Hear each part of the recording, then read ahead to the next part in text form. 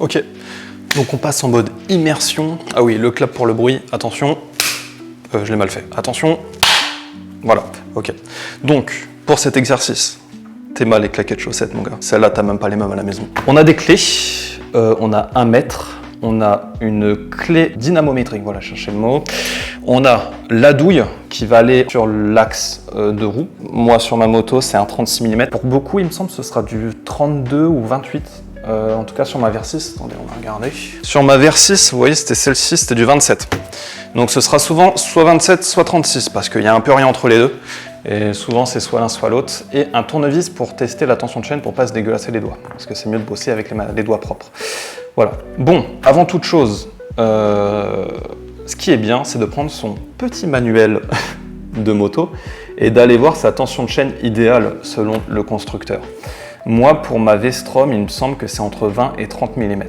Petit aparté en off, donc j'ai vérifié la tension de chaîne.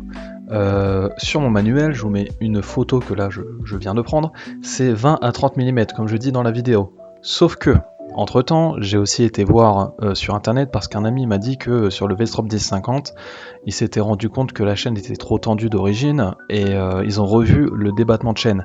Et oui, en effet, j'ai été vérifié sur le manuel Suzuki sur leur site, je l'ai téléchargé, et c'est marqué entre 40 et 50 mm. Donc pour les petits malins qui me disent à chaque fois « Oui, il faut absolument respecter les prescriptions constructeurs parce que les ingénieurs ils sont plus intelligents que toi », ben, vous voyez que parfois ils font des erreurs, d'où l'importance de régler intelligemment sa chaîne et ne pas la régler comme un singe à regarder et prendre une règle et la régler au millimètre près comme les ingénieurs de Suzuki du Japon l'ont voulu parce que c'est des Japonais, ils sont trop intelligents. Et ben non les gars, parfois ils font des conneries, donc vérifiez bien ça. Personnellement, c'est pas ce que je fais. Pourquoi? C'est que, je vais vous montrer ça. Sur la V-Strom, on a une chaîne qui est comme ceci, qui sera la même que chez vous, en tout cas je le pense fort, à part si vous avez un cardan. Et donc, vous voyez, moi par exemple, ma chaîne, elle est correctement tendue. Mais flève ta chaîne, elle est trop détendue, elle fait plus que 30 mm. Oui, en effet. Pourquoi? Comme je l'avais dit dans ma vidéo de présentation de moto, le problème en fait sur certaines motos, c'est que quand vous allez être sur la moto, la chaîne va être beaucoup plus tendue que quand il n'y a personne dessus. Donc moi, ce que je vous invite à faire, c'est de faire la pré-constructeur en premier. Donc vous la faites et ensuite vous montez sur la moto et vous demandez à un proche de vérifier votre tension de chaîne quand vous êtes sur la moto. Pourquoi je dis ça? C'est que parfois la chaîne, quand vous êtes sur la moto, elle va être beaucoup plus tendue parce qu'en fait, le bras de la moto, il va remonter et ça va faire que ici, il va y avoir une distance qui va légèrement changer entre le moment où vous êtes sur la béquille latérale et où vous êtes sur la moto. Et donc moi, typiquement, sur la Versys, je faisais ma tension de chaîne comme ça, sur la béquille latérale. Sauf que j'ai pété mon ex-primaire de sortie de boîte. Pourquoi? Déjà, il y a un truc où vous devez faire super attention aussi.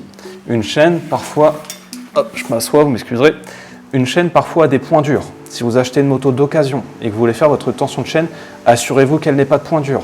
Parce qu'il y a un moment où vous allez faire votre tension, la chaîne elle va être comme ça.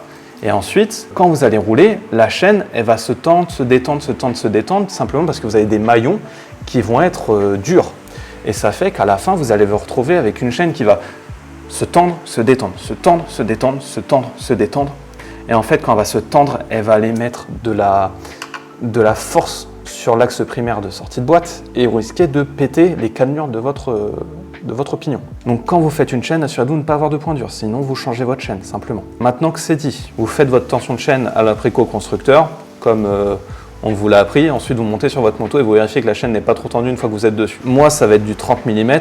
Donc là, admettons que je veuille la retendre. Je vais faire l'exercice pour vous. On prend comme matériel notre petite clé. Donc là, pour le moment, on ne va pas la serrer au couple. Pourquoi? Simplement, on va juste desserrer l'axe. Donc on n'a pas besoin pour le moment de la régler au couple. Donc là, on va venir prendre notre clé et on desserre. Donc en fonction, moi par exemple, là c'est un exercice compliqué parce que ça va toucher.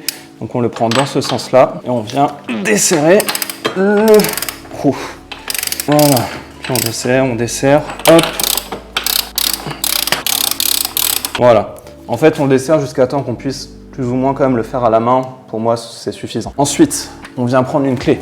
Donc, ce qui se passe souvent sur ces trucs-là, c'est que ces deux écrous vont pas faire de la même taille. Parce que les ingénieurs qui ont fait ça sont intelligents, ils vont se dire, Souvent, on a un jeu de clés comme ça, et on va pas avoir deux clés de la même taille.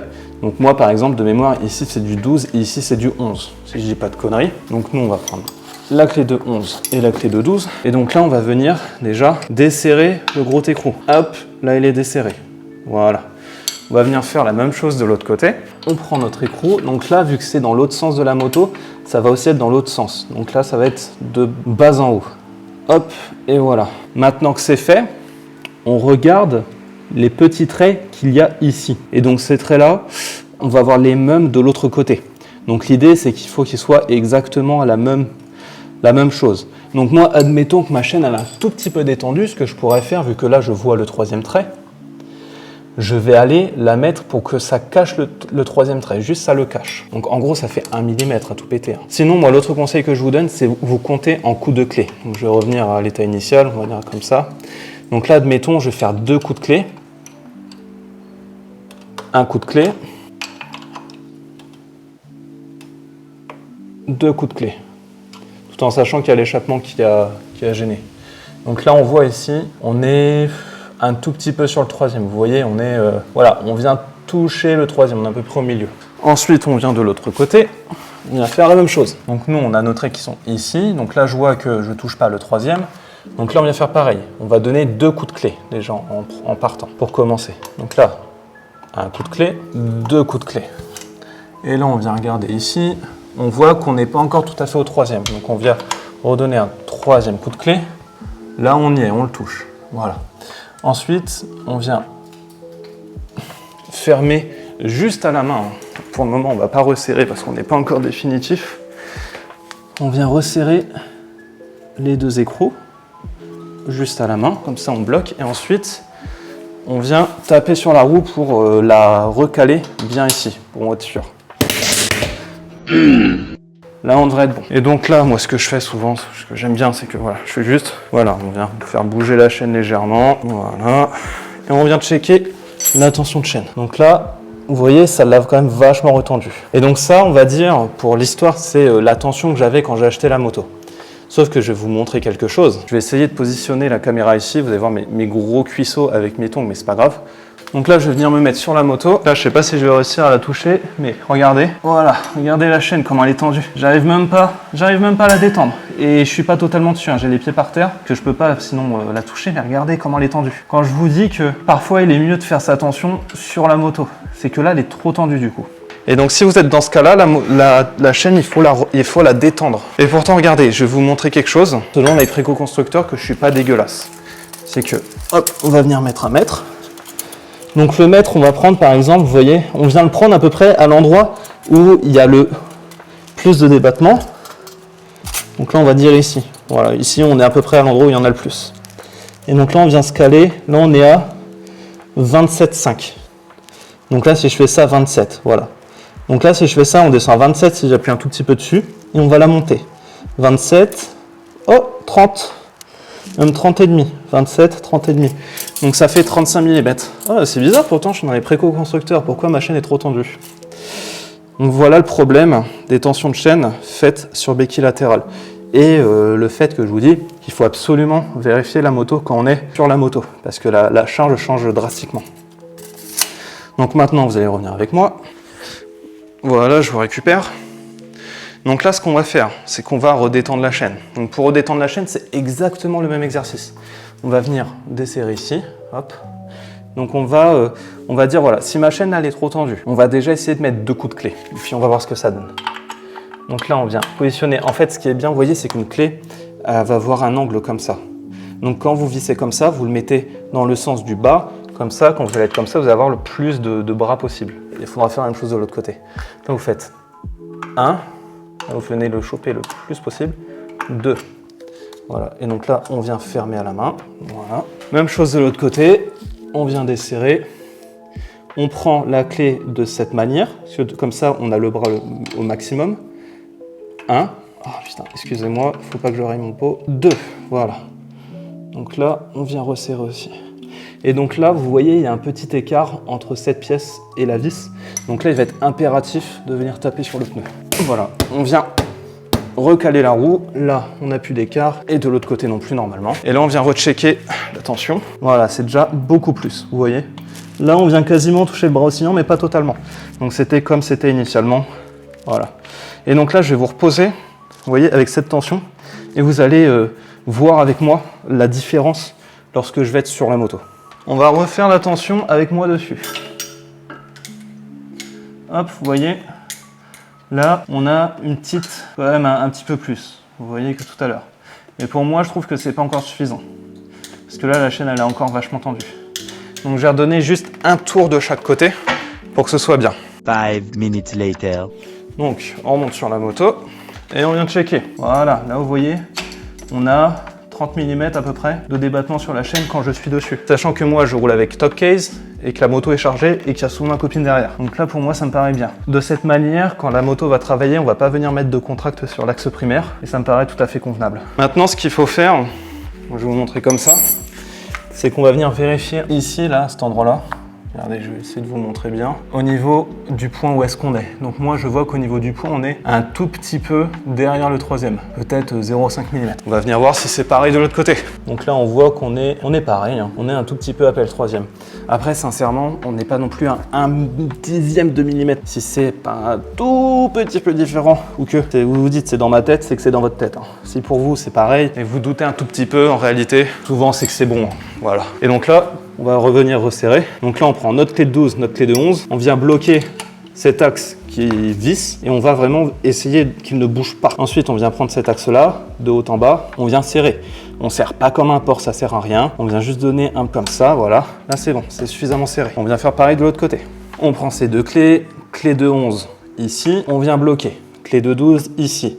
Donc si de l'autre côté, c'était de bas en haut, ici, c'est de haut en bas. Et on vient serrer.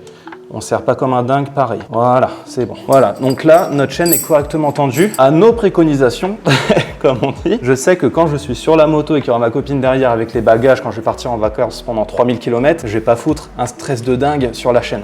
Et c'est ce qu'on préfère. Sincèrement, sur les chaînes comme ça, vaut mieux que ce soit un peu détendu que trop tendu, vraiment. Quand c'est un peu détendu, ça va jamais dérailler, hein, faut pas s'inquiéter. Et au pire, vous allez perdre un petit peu de niaque au niveau de la moto, mais c'est tout. Il y a une chaîne peut-être qui va claquer quand vous allez passer les rapports, mais c'est pas très grave. Vaut mieux ça qu'une chaîne qui va venir enculer votre boîte de vitesse. Oula, excuse-moi, j'ai un gros mot. Excuse-moi YouTube, désolé. Donc là, on va venir prendre notre petite clé dynamométrique. Et donc moi, je sais que sur ma revue, c'est 107 newtons.